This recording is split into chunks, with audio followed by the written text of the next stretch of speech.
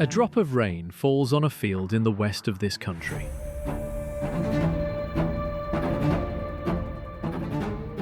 It lands on grass, on soil, on land that looks in every way ordinary, flat, green, quiet, crossed by a straight line of water and a row of low trees.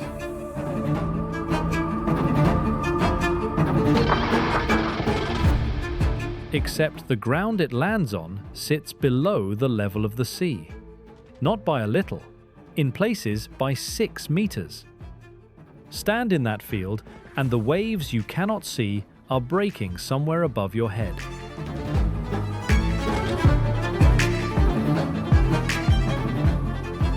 So the drop of rain has a problem.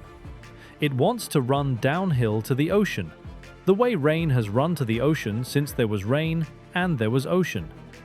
But it cannot. The ocean is already higher. There is no downhill left. The water has nowhere to go.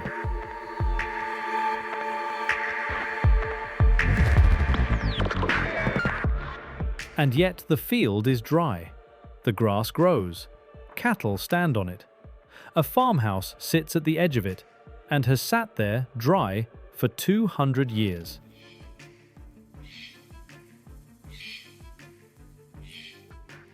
Roughly a quarter of this country lies below the sea. More than half of it would be underwater without constant human effort. It is one of the most crowded nations in Europe and, by the value of what it grows, the second largest exporter of food on the entire planet. A place that should be a shallow sea feeds a continent. Both things are true at the same time. The land is below the water, and the land is dry and full and green. Which means the dryness is not natural.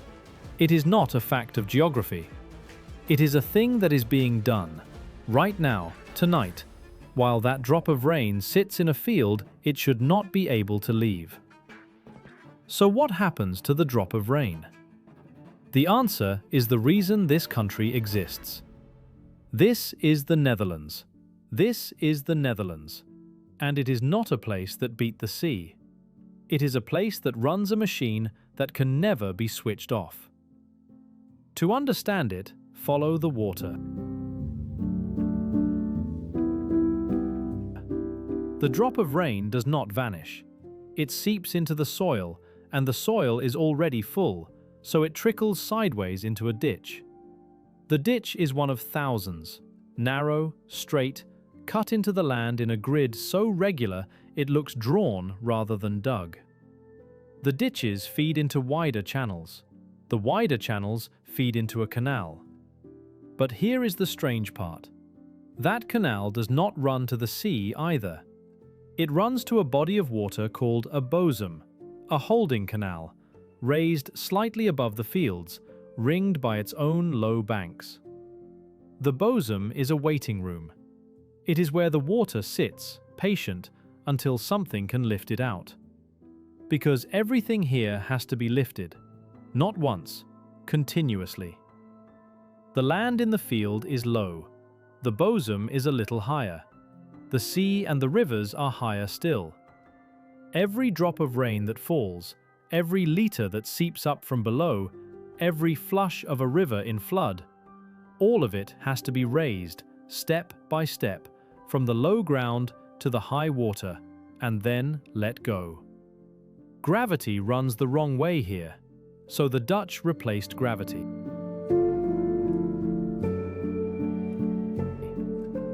For 700 years, they did it with wind. At a place called Kinderdijk, 19 windmills still stand in a row along the water, built around 1740. They are not decoration, though millions come to photograph them. They were machines. Each one turned a great wheel fitted with scoops, and the scoops lifted water, a meter, sometimes a meter and a half, from the low polder into the bosom above.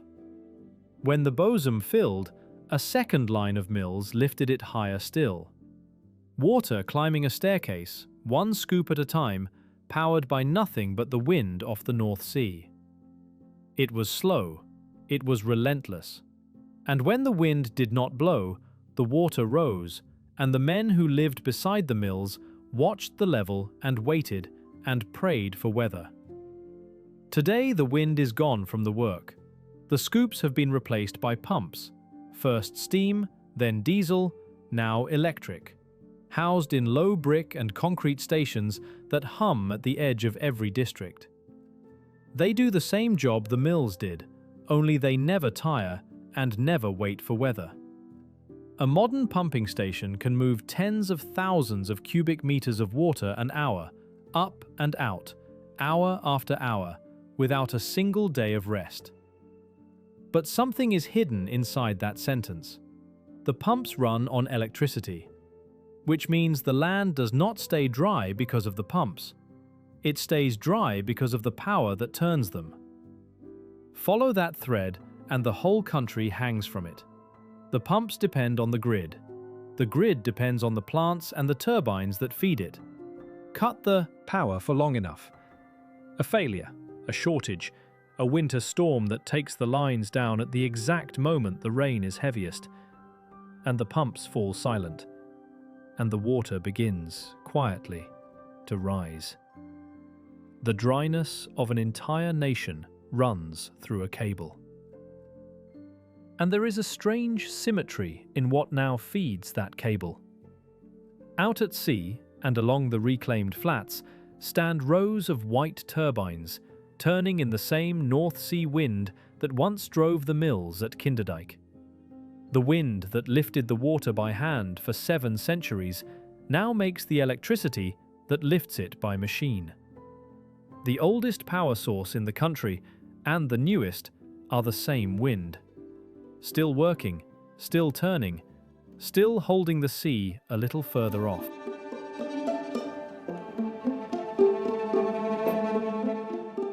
And this is the base layer of the whole country, the floor everything else stands on. Consider what it means. A polder, a piece of drained land ringed by a dike, has no natural drainage at all. None. Rain falls on it and cannot leave. Groundwater seeps up into it from below and cannot leave. So the water is pumped, always, into the bosom, and from the bosom, when the tide outside drops low enough, it is let out to sea through a sluice by gravity. A brief window, twice a day, when for a few hours the sea is lower than the land. When the window is too short, or the rain too heavy, the pumps take over and push the water up and over the dike directly. It is a strange rhythm to build a country on. Twice a day, the tide falls, and for a few hours the sluice gates can swing open and let the land drain itself for free, the water running downhill to a sea that has briefly dropped below it. Twice a day, the tide rises again, and the gates must shut, or the sea would run backward into the fields. The whole low country breathes with the moon, draining out on the ebb, sealed tight on the flood, and the bosom, the raised holding canal, is what carries it between breaths, filling as the fields drain into it, emptying as the sluice lets go. A buffer, holding the water in the gap between one low tide and the next. Stop the pumps, and nothing dramatic happens at first. The land does not vanish in a wave. It fills, slowly. The ditches brim. The lowest corners of the fields turn to mud, then to shallow water.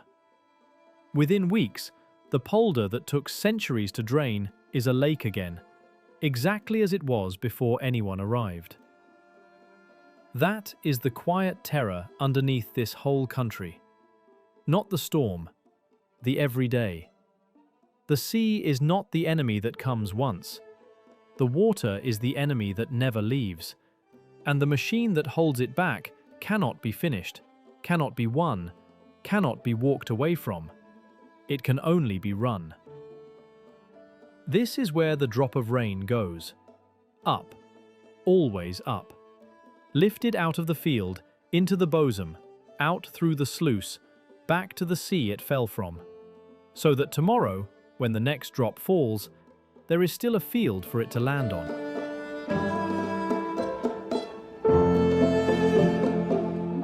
The Dutch have been doing this for 1,000 years. The oldest defences were not dikes at all. They were mounds, hand-piled hills of clay and dung called turpen, raised in the north so that when the sea came, a family, a church, a few cattle could sit above the flood and wait for it to drain. Whole villages still stand on them, their old churches lifted above the surrounding land for no reason a visitor could guess. From the mounds came the dikes. From the dikes came the mills. From the mills came the pumps. And from the drained land came something almost impossible to believe. In the early 17th century, they looked at an entire lake, a large one north of Amsterdam, and decided to remove it. They ringed it with a dike, lined the dike with mills, and pumped for years until the lake bed lay dry in the air. They called it the Beemster. It is farmland now, laid out in perfect geometric squares, and it has been dry for 400 years. 400 years of somebody, somewhere, keeping the water out. A country that makes land by taking water away, and then must spend forever keeping the water away, or the land it made simply dissolves back into the sea. That is the bargain. It was never a one-time victory. It is a subscription that has no final payment. Which raises a question the windmills cannot answer. Who pays for all this? Who decides when to pump and how high to build, and whose field floods to save another? Because a machine this large, running this long, needs more than engineers. It needs a government of water.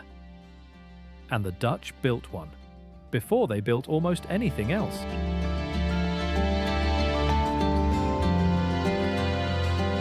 There is a phrase, old and blunt, that runs underneath the whole system. He who does not contribute is not protected. It sounds harsh. It is also the foundation of one of the oldest working democracies on Earth. Long before the Netherlands was a country, before it had a king or a parliament or a name, it had water boards. The first were formed in the 12th century. Small councils of the people who lived behind a shared dike, bound together by the simple fact that if one man let his stretch of the wall fail, everyone drowned. So they organized. Each landholder was assigned a length of dike to maintain.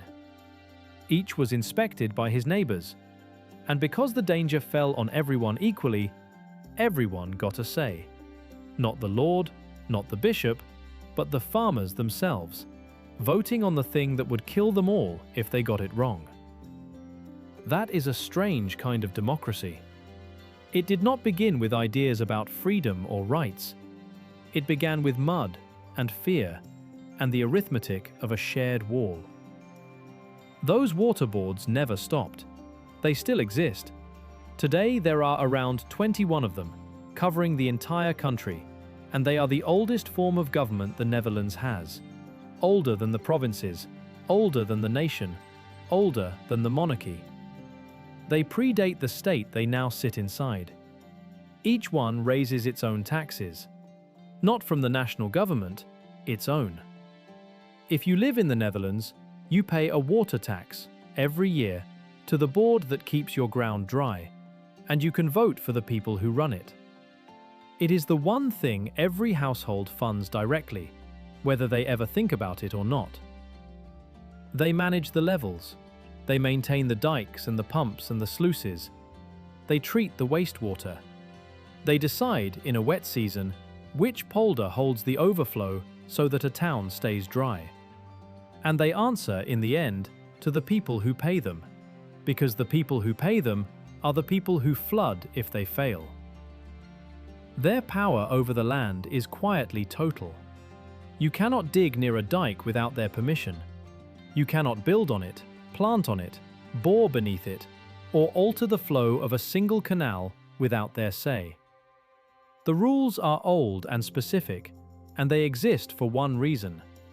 Because a hole in the wrong place, a tree root in the wrong bank, a channel narrowed by one careless owner can be the flaw that lets the water through. To damage the defenses is not treated as a nuisance. In a country that lives below the sea, it is close to the gravest thing a person can do. So the board watches, it inspects, it measures the dikes, tests the pumps, walks the banks after every storm. It is not a glamorous authority. It issues permits and reads gauges, but it is the reason 1,000 separate decisions, made by 1,000 separate landholders, add up to a wall that holds, instead of a wall with a hole in it.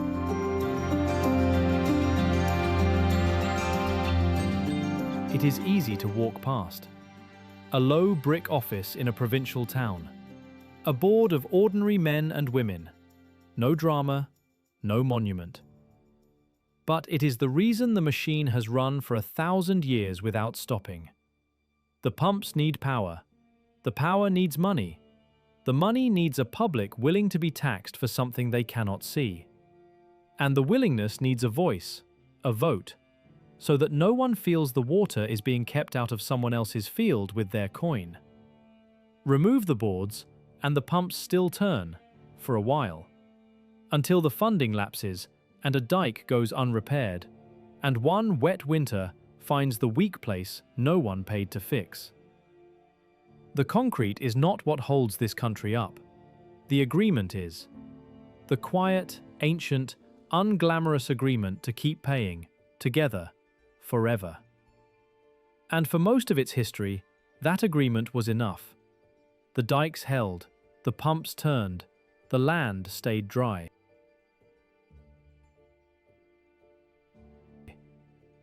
Until one night, it did not. There was a man named Johan van Veen. He was a hydraulic engineer, a student of tides and currents and the weak points where the sea meets the land. And for years, he warned that the defenses in the southwest of the country were not strong enough. That the old estuaries, the fingers of sea reaching in among the islands of Zeeland, were a door left open. That one high tide meeting one hard storm would push water up those channels faster than any dike could hold. Few listened. The dikes had held for generations. Why would they fail now? The night of the 31st of January, 1953. A spring tide rises in the North Sea. A storm drives down from the northwest, and the wind and the moon pull in the same direction at the same hour, heaping the water higher than the records had ever shown. In the dark, the sea reaches the tops of the old dikes in Zeeland, and then it reaches over them. The dikes do not hold. They soften and slump and wash away. The water pours through the gaps into the sleeping polders behind, where the land lies meters below the flood, and there is nothing to slow it, and nowhere for the people to climb.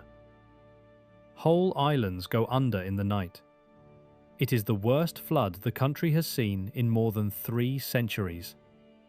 Many did not survive it, asleep in the dark, below a sea that had finally come in.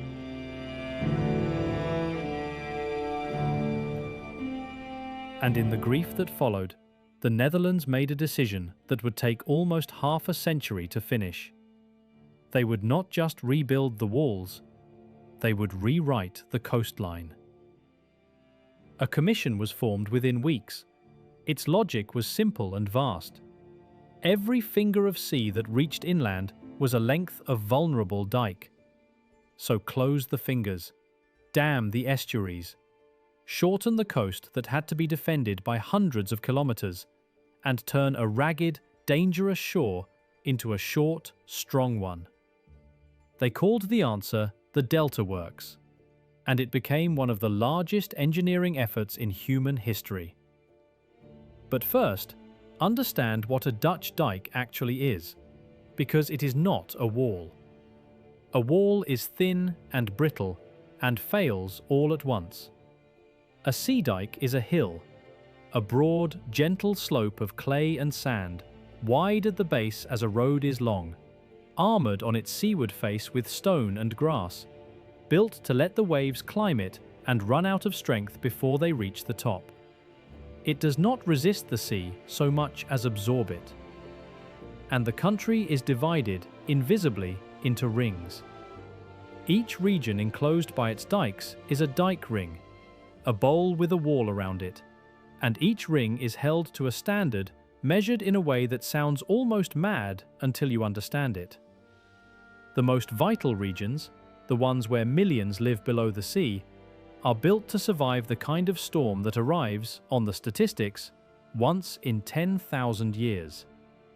Not once in a century, once in 10,000 years.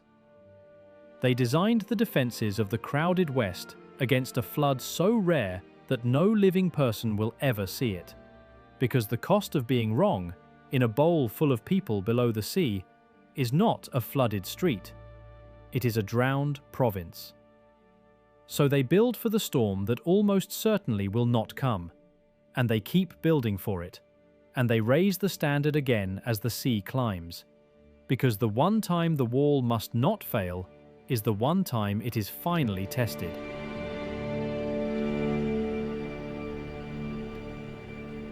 Dam by dam, barrier by barrier, they sealed the southwest. From small closures to enormous ones, working, in their own words, from the simple to the impossible. And the impossible was saved for last. A 9-kilometer barrier across the mouth of the Eastern Scheldt, the widest and most exposed of the estuaries. At first, the plan was to close it completely. A solid dam. Seal the sea out forever. And then something unusual happened. The fishermen objected. The scientists objected. Because behind that estuary lived a whole tidal world. Mussel beds, oyster beds, birds, the salt marshes that fed them.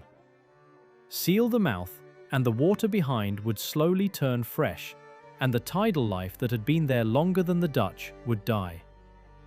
So they made a stranger, harder, more expensive choice.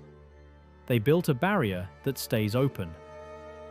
65 concrete piers, each the weight of a small ship, set into the seabed across 9 kilometers.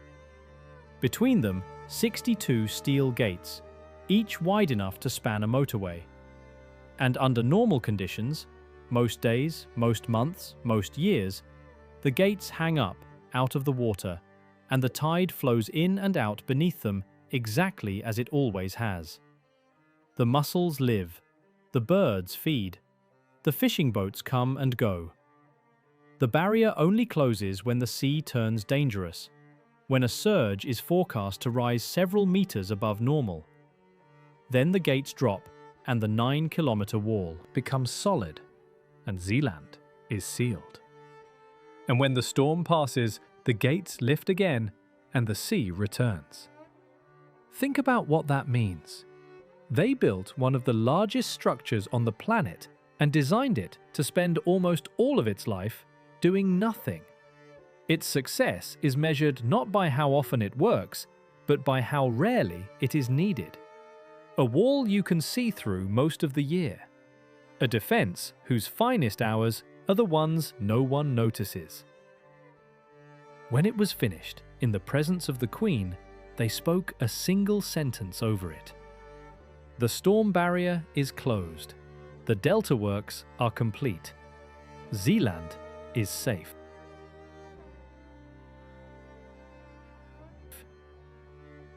But it was not complete, because there was one place they could not simply dam. The waterway to Rotterdam. The channel that carries the ships in from the sea to the largest port in Europe. Dam that, and you protect the land, and you strangle the economy that pays for the protection.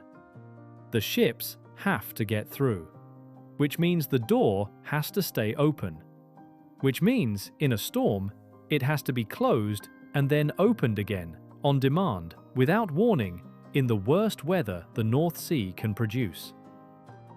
So they built the Westland, and it is unlike anything else. 2 hollow steel gates, each as long as a skyscraper is tall, lie in dry docks on either bank of the waterway, resting on their sides. When a dangerous surge is coming, the docks are flooded. The gates float free. 2 engines swing them out across the channel until they meet in the middle, and then the docks are pumped and the gates fill with water, and they sink to the bed and seal the river. Each arm holding each gate is as tall, standing, as the Eiffel Tower, and weighs nearly as much. At the hinge where all that force is carried sits a single steel ball joint, 10 meters across, the largest in the world, letting the gate move like a shoulder against the weight of the sea. And here is the part that stops people cold. No one decides to close it. A computer does. The barrier is wired to the tides, the wind, the water levels, the forecasts. When the numbers cross the line, when the sea is expected to rise a set height above normal at Rotterdam, the system begins the closing sequence on its own. It warns the ships. It stops the traffic. It floods the docks and swings the gates and seals the river. A machine deciding in the night when to shut the door on the sea, because the surge can arrive faster than a committee can meet. For years after it was built, it never had to close for a storm at all. Then one winter night, at last, it did. And for the first time in modern history, the whole Dutch coast stood sealed against the sea at once, from the great gates at Rotterdam to the barriers of Zeeland. A defense built to stay open, a wall built to be invisible, a door held shut by a machine that decides for itself. This is not a country fighting the sea with brute force. It is a country that has learned to let the sea in, so that it can keep the sea out.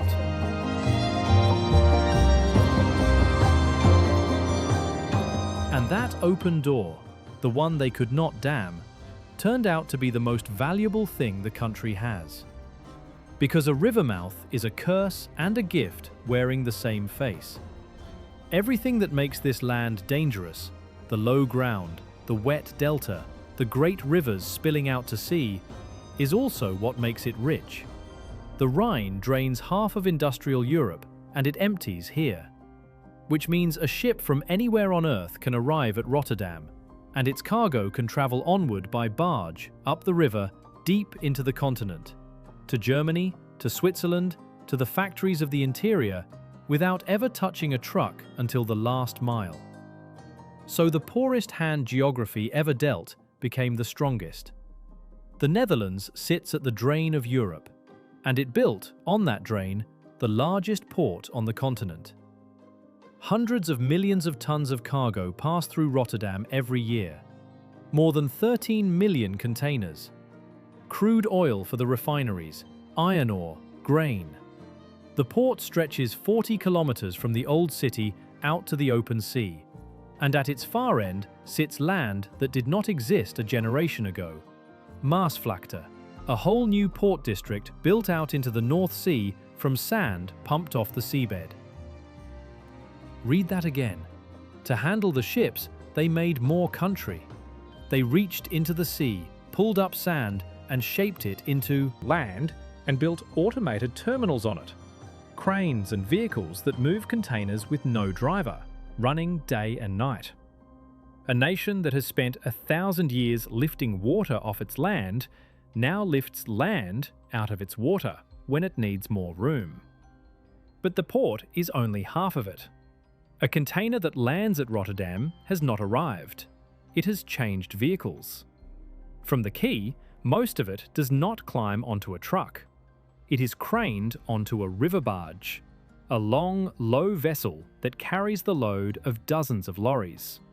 And it sets off up the Rhine, inland, against the current, deep into Germany and beyond, moving more cargo with less fuel and fewer roads than any convoy could. What the sea brings in, the river carries on. And where the water will not reach, a dedicated railway does. A freight line built to run from the docks to the German border with almost nothing else on it, so the containers never sit in traffic. The genius of Rotterdam is not the cranes. It is that the moment a box touches Dutch ground, 3 roads out of the country are already open beneath it: river, rail, and the sea it came from. The delta that drains a continent's water can, in reverse, deliver a continent's goods. The consequence chain is almost too neat. Because the rivers drain here, the sea reaches deep inland. Because the sea reaches deep inland, the ships reach deep inland. Because the ships reach deep inland, the cargo of the world flows through this one wet corner of Europe, and a country that should have drowned instead became the gateway to a continent. The same water that must be pumped out of the fields carries the wealth in through the port. Nothing here works alone. The threat and the fortune run in the same channel.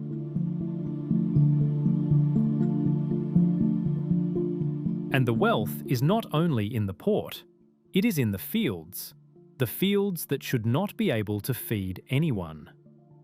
The Netherlands is small, crowded.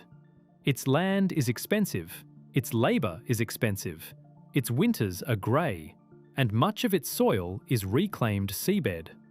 By every ordinary measure of farming, it should be a minor player, growing barely enough for itself. Instead, it is the second largest exporter of agricultural goods on Earth, by value, behind only the United States, a country hundreds of times its size. Drive southwest of the great cities, toward the coast, and you see how. The horizon turns to glass. The region is called the Westland, and much of it lies under greenhouses, a sea of glass stretching mile after mile, catching the light, glowing at night from the lamps inside. This is not gardening. It is agriculture rebuilt as a controlled system. Inside, the tomatoes do not grow in the ground. They grow in troughs, fed by tubes, in air whose temperature and humidity and light are measured and adjusted by the hour. The water is recycled, used, captured, cleaned, used again.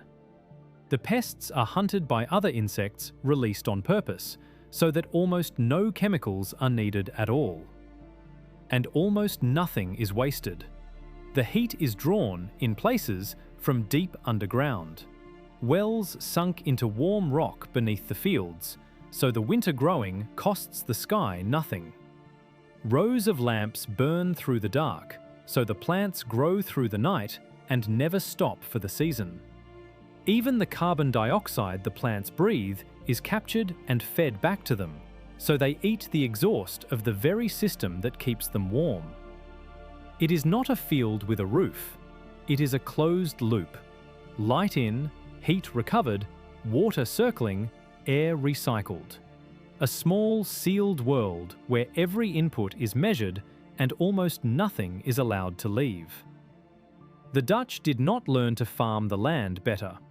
They learned to build a place where the land and the weather and the seasons no longer decide anything at all.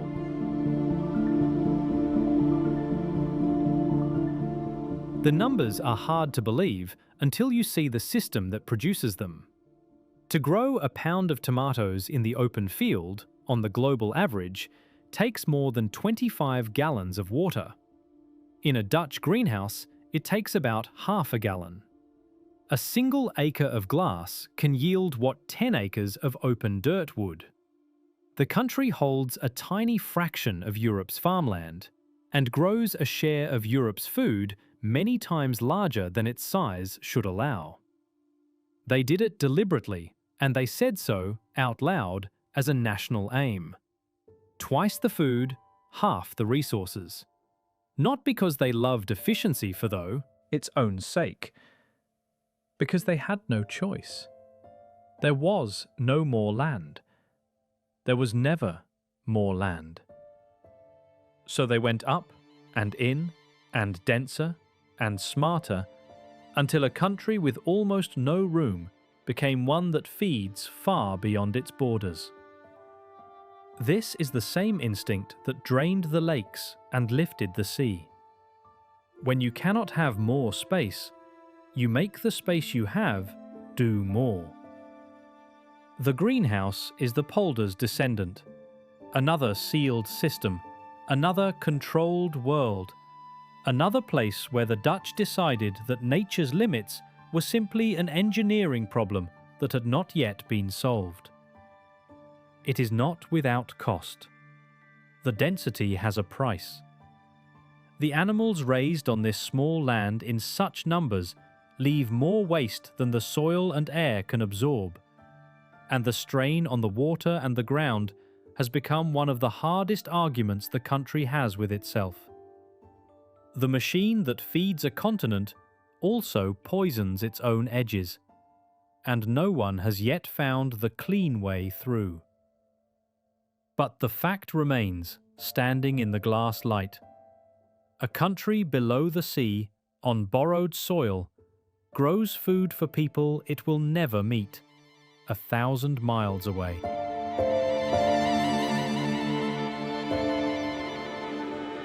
And some of that food grows on land that was open water within living memory. Because the boldest thing the Dutch ever did was not a wall.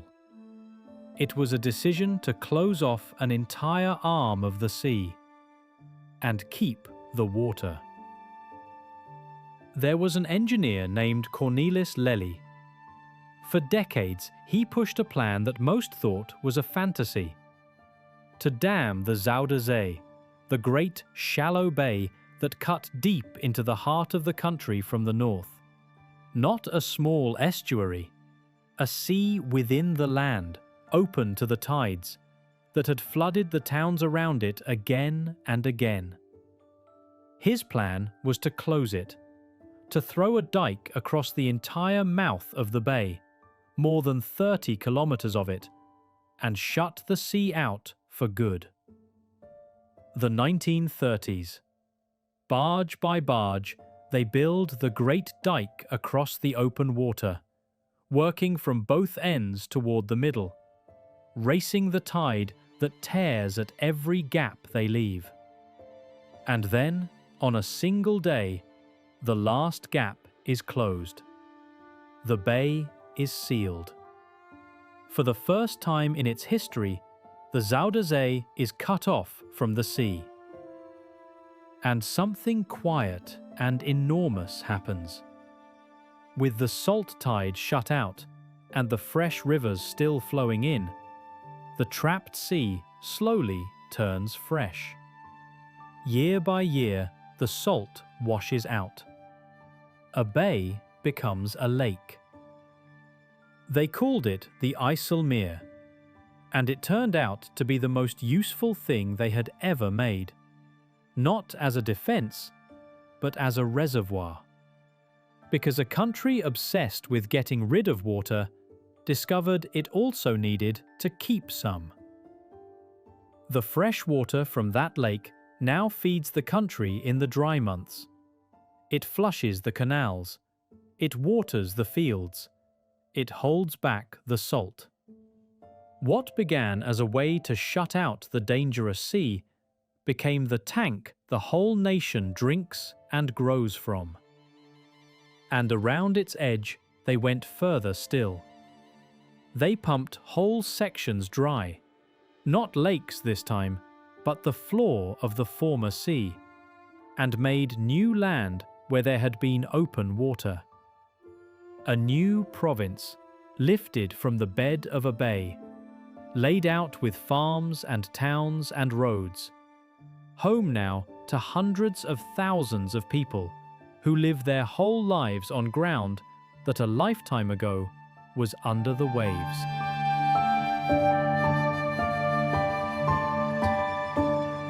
Land manufactured from a sea. Sea turned into a lake. A lake turned into a reservoir. Each solution becoming the ground the next problem stands on. And the reservoir is not the only place the country keeps its water. There is another store, older than any dam, and it is made of sand.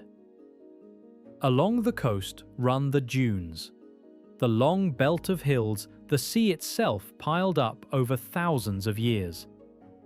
For most of the country's history, they were simply the first defense, the natural wall that took the brunt of the storms before any dike was needed. But the Dutch found a second use for them, hidden inside the sand. Sand is a filter. Pour water in at the top of a dune, and it seeps down slowly through meter after meter of clean grain. And every impurity it carries is left behind in the sand, so that what trickles out at the bottom is clear. So that is what they do. They take water from the rivers and they pour it into the dunes on purpose, spreading it across the sand, letting it sink, letting the dune clean it and hold it. And then they draw it back out, filtered and stored. Drink. The oldest seawall in the country is also its water tank. The same dunes that stop the sea from coming in are where the nation keeps the fresh water it cannot live without. One landscape, two opposite jobs, holding the salt water out and holding the fresh water in, done by nothing more than a ridge of piled sand.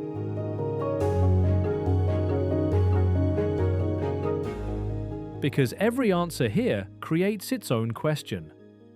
And the machine that keeps the country dry is, very slowly, sinking it. It works like this. Much of the low western land is not sand or clay. It is peat, the compressed remains of ancient marsh, saturated with water, built up over thousands of years. As long as the peat stays wet, it holds its shape. It is stable. It sits where it is. But to farm it, you have to drain it. And when you drain peat, when you pump the water out and let the air in, the peat begins to break down. It oxidizes. It shrinks. It disappears into the air as gas, and the land it made sinks lower. And here is the trap. As the land sinks, it drops further below the water. So it has to be drained harder, pumped deeper to stay dry. And draining it harder exposes more peat to the air, which makes it shrink faster, which sinks the land lower, which demands more pumping. It is a loop that never closes. The act of keeping the land dry is the act of sinking it. The cure and the disease are the same machine. In places, the ground has dropped so far that a low farmhouse roof would stand below the surface of the sea outside its dike. One district near Rotterdam sits some 7 meters down, the deepest point in the country, a bowl of farmland held in the air by pumps that must run forever just to keep a memory of dryness. Even the great cities lean into it. Amsterdam settles, quietly, a fraction of a centimeter a year, sinking into the soft ground it was built on.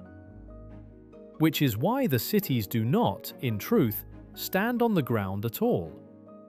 The soft peat and clay of the delta will not hold the weight of a building. It squeezes and shifts and gives way. So beneath the old canal houses of Amsterdam run millions of long wooden piles, driven down through the mud until their tips bite into a firm layer of sand many meters below. The city floats on a forest of buried poles. The beautiful gabled houses that lean and tilt along the water are not falling. They are riding, gently, on timber sunk by hand centuries ago into ground too soft to trust. Everything here is like that. Nothing simply rests on the land. It is pinned to it, pumped over it, held above it. Because the land itself was never solid and never still. The Dutch made land by taking the water out, and the land, freed of its water, is slowly leaving. The very success of the machine is what wears it down.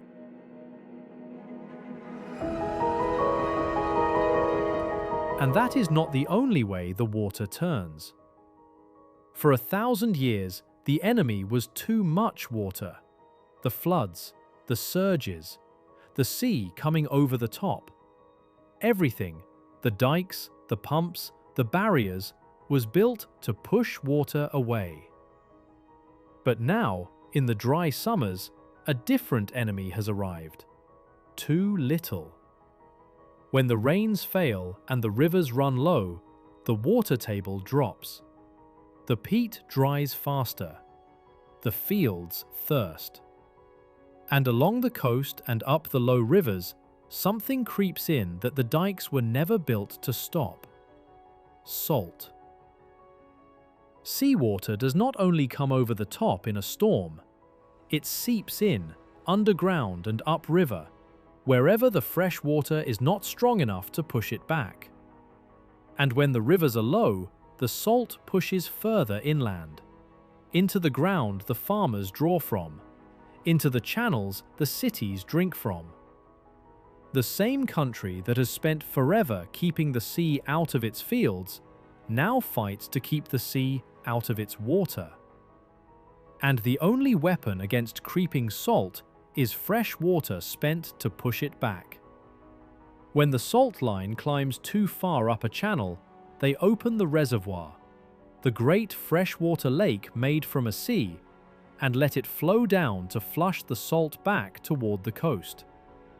But that is the same water the farmers need for their crops, and the cities need for their taps, in the same dry summer when there is least of it to spare. Every litre used to hold the salt line is a litre not used to grow food or fill a glass.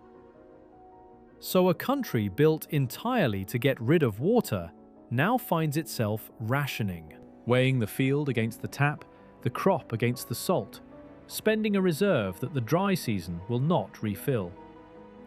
The oldest fear was drowning. The newer one is running out. Too much and too little. The flood and the drought. The country was built entirely around one of them, and now it must answer both at once, with a machine designed for only one.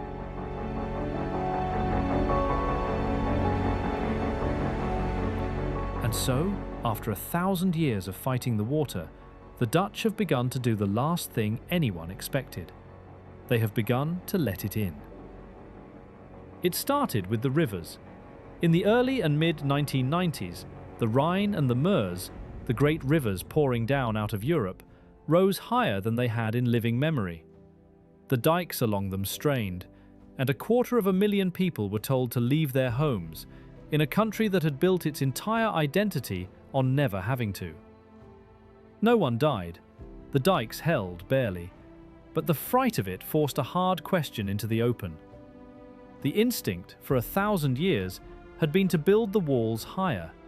Every threat answered with more height, more concrete, more strength. But the engineers looked at the numbers and saw the trap in it. A higher dike does not remove the danger, it stores it. It holds more water under more pressure over land that sits ever lower behind it, so that the day the wall finally fails, it fails with more force into a deeper bowl than it ever could have before. The higher you build the wall, the worse the flood it is holding back. You do not make the country safer, you make the eventual failure larger. So they stopped raising the walls, and they did the unthinkable. They started giving the land back to the water. They called it making room for the river. In place after place, they moved the dikes backward, inland, surrendering fields that had been drained and farmed for generations, so that when the river rose, it would have somewhere to spread that was not a town. They dug new channels beside the old ones. They lowered floodplains. They turned farmland into places designed on purpose to flood. In one great lowland in the south, they moved an entire community. The old dike was pushed back. Farms were lifted onto new mounds. Turpin, the same ancient answer their ancestors had piled by hand 1,000 years before, so that the families could stay dry on their hills while the water flowed around them through land that was theirs to give. After 1,000 years of pushing the water out, they made a place for it to come in. And it was not only the rivers. Along the coast, they began to do the same thing with the sea itself. The old way to defend a beach was to fight the waves, to keep dumping sand back onto the shore again and again, wherever the currents stole it. It worked, and it never ended, and it disturbed the coast a little more each time. So they tried something that sounds like surrender. Instead of spreading sand thinly along the whole beach, they dumped an enormous mound of it in a single place, and then they walked away and let the sea do the work. Because the waves and the wind and the tide are always moving sand along the coast. So they gave the sea one great pile to move and let the currents carry it, grain by grain, spreading it slowly along the shore over years, feeding the beach the way the coast has always fed itself, only with a store the Dutch had set out on purpose. They stopped fighting the current. They handed it the sand and let it deliver. It is the same idea as the flooded farmland. Do not oppose the water at every point. Understand how it already wants to move, and put your effort into shaping that, instead of standing against it. And that is the reframe the whole country has been quietly turning toward. Not a wall against the sea, a truce with it. Because here, at the end, is the thing the pumps and the barriers and the greenhouses have all been pointing at. The land was never won. There was no final battle, no day the war ended and the sea retreated for good.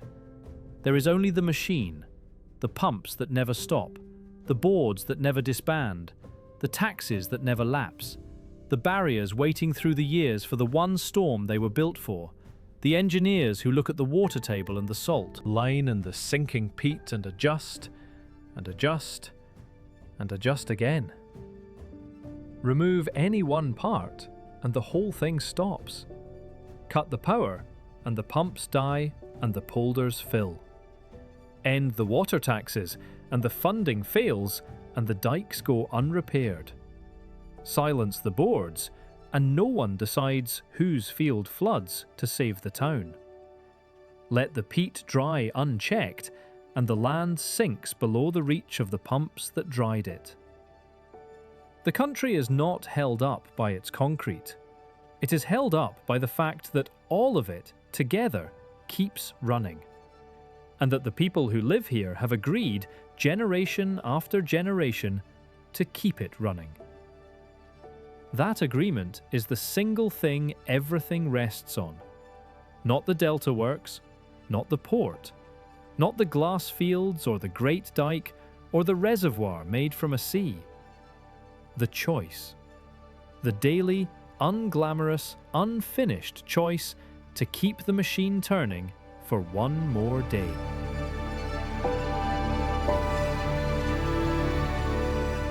A choice that can never be made once, that has to be made again tomorrow, and the day after, by people who are not yet born, over land that is still, quietly, sinking beneath them. Somewhere tonight, in a low brick building at the edge of a polder, a gauge shows a number, and someone watches it. The rain is falling in the west. The pumps are running. The bosom is holding. The gates at Rotterdam are open, and the computer is watching the sea. And the whole vast machine is doing what it has done every night for 1,000 years. Moving the water, quietly, from the low ground to the high, so that in the morning there is still a country here. The sea is still rising. The land is still sinking. The salt is still creeping up the rivers in the dry months. None of it is solved. None of it can be, finally. There is only the next drop of rain, and the next lift, and the choice to keep lifting.